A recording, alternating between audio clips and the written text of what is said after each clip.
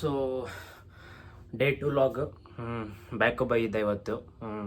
Thank you. ನೆನ್ನೆ ವಿಡಿಯೋಗೆ ತುಂಬ ರೆಸ್ಪಾನ್ಸ್ ಸಿಕ್ಕಿದೆ. 6 ವೀಕ್ಸಿಂದ ಫಾಲೋ ಮಾಡ್ಕೊಂಡು ಬಂದಿದ್ದೆ. ಸೊ ಇದು ಲಾಸ್ಟ್ ವೀಕು ಮುಗ್ದಿದ್ದೆ, ಚೆಸ್ಟ್ ಡ್ರೈ ಮುಗ್ದಿದ್ದೆ. ಇವತ್ತು ಬ್ಯಾಕ್ ಬೈ, ನಾಳೆ ಲೆಗ್ಸ್ ಶೋಲ್ಡರ್ಸ್ ಮಾಡಿದ್ರೆ ಮುಗಿಯುತ್ತೆ. ಇದು ಇಂಟರ್ಮೀಡಿಯೇಟ್ ಮಾಡ್ತಿದ್ದೆ ನಾನು ಈ ಪ್ರೋಗ್ರಾಮು. ಸೊ ನೆಕ್ಸ್ಟು ಸ್ವಲ್ಪ ಅಡ್ವಾನ್ಸ್ ಆಗಿ ಮಾಡ್ತಾ ಇದ್ದೀನಿ.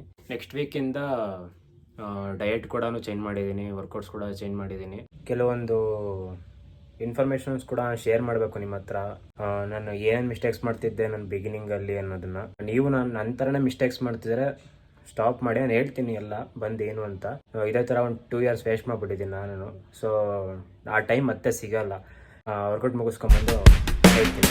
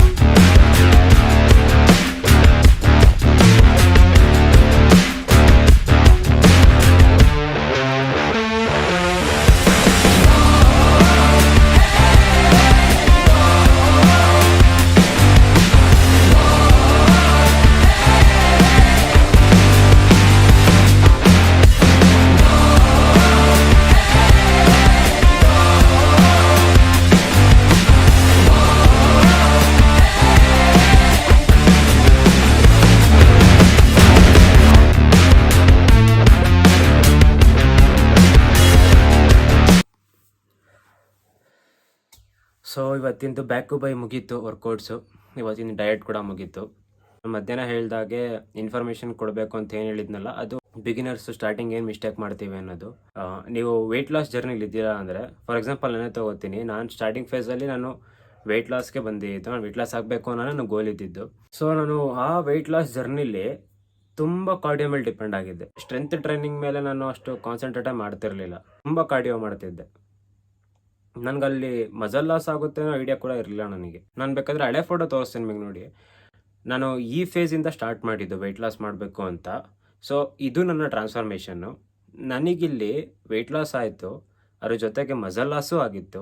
ನಂದು ಟ್ರಾನ್ಸ್ಫಾರ್ಮೇಷನ್ ನನಗೆ ಸ್ಯಾಟಿಸ್ಫ್ಯಾಕ್ಷನ್ ಇತ್ತು. ಬಟ್ ನಾನು ಸ್ಟ್ರೆಂತ್ ಟ್ರೈನಿಂಗ್ ಹೋದಾಗ ನೆಕ್ಸ್ಟು ನನ್ನ ಹತ್ರ ಮುಂಚೆದೇ ಸ್ಟ್ರೆಂತ್ ಕೂಡ ಇರಲಿಲ್ಲ. ನಾನು ತುಂಬ ಅವಾಗ ಅರ್ಥ ಆಯ್ತು ನನಗೆ, ಆ ಸ್ಟ್ರೆಂತ್ ಟ್ರೈನಿಂಗ್ ಮೇಲೆ ನಾನು ಕಾನ್ಸಂಟ್ರೇಟ್ ಮಾಡಿದರೆ ನಾನು ವೀಕ್ ಆಗ್ತಿರ್ಲಿಲ್ಲ. ನಾನು ಆಮೇಲೆ ಸರ್ಚ್ ಮಾಡೋಕ್ಕೆ ಸ್ಟಾರ್ಟ್ ಮಾಡಿದೆ, ಯಾವ ಥರ ಫ್ಯಾಟ್ ಲಾಸ್ ಮಾಡಬೇಕು, at A time muscle gain ಹೇಗೆ ಮಾಡಬೇಕು ಅನ್ನೋದು. ಸೊ ಅವಾಗ ನಾನು ಯೂಟ್ಯೂಬಲ್ಲೇ ಆಗಲಿ ಇನ್ಸ್ಟಾಗ್ರಾಮಲ್ಲೇ ಆಗಲಿ ಯಾವುದೇ ವೆಬ್ಸೈಟಲ್ಲಾಗಲಿ ಮತ್ತು ಎಕ್ಸ್ಪೀರಿಯನ್ಸ್ಡ್ ಯಾರ್ಯಾರು ಇರ್ತಾರೆ ಜಿಮ್ಮಲ್ಲಿ ಅವನ್ನೆಲ್ಲ ತಿಳ್ಕೊಂಡಾಗ ಅರ್ಥ ಆಗಿದ್ದು ಯಾವ ಥರ ಮಾಡಬೇಕು ಕಾರ್ಡಿಯೋ ಅನ್ನೋದು. ನೀವು ಅಷ್ಟೇ ವೆಯ್ಟ್ ಲಾಸ್ ಮಾಡ್ತಿದ್ದೀರಾ ಅಂದರೆ ದಯವಿಟ್ಟು ಬರೀ ಕಾರ್ಡಿಯೋ ಮಾಡಬೇಡಿ. ನೀವು ವೆಯ್ಟ್ ಲಾಸ್ ಜರ್ನಿಲಿ ನಿಮ್ಮ ವೆಯ್ಟ್ ಲಾಸು ಆಗಬೇಕು, ನೀವು ಫಿಟ್ಟಾಗಿ ಕಾಣಬೇಕು ಅಂದರೆ ನೀವು ಕಾರ್ಡಿಯೋನೇ ಆಗಲಿ ಸ್ಟ್ರೆಂತ್ ಟ್ರೈನಿಂಗೇ ಆಗಲಿ ನೀವೆರಡೂ ಬ್ಯಾಲೆನ್ಸ್ಡಾಗಿ ಇಟ್ಕೋಬೇಕು ವಿತ್ ಡಯಟ್, ಪ್ರಾಪರ್ ಡಯಟ್. ಆವಾಗಲೇ ನಿಮಗೆ ಒಂದು ಒಳ್ಳೆ ರಿಸಲ್ಟ್ ಸಿಗೋದು. ನಾನು ಮಾಡಿದ ಮಿಸ್ಟೇಕ್ಸೇ ಮತ್ತೆ ಮಾಡೋಕ್ಕೆ ಹೋಗಬೇಡಿ. ಕಾರ್ಡಿಯೋನು ಬ್ಯಾಲೆನ್ಸ್ಡ್ ಆಗಿರಲಿ, ವರ್ಕೌಟು ಬ್ಯಾಲೆನ್ಸ್ಡ್ ಆಗಿರಲಿ, ಡಯಟು ಬ್ಯಾಲೆನ್ಸ್ಡ್ ಆಗಿರಲಿ.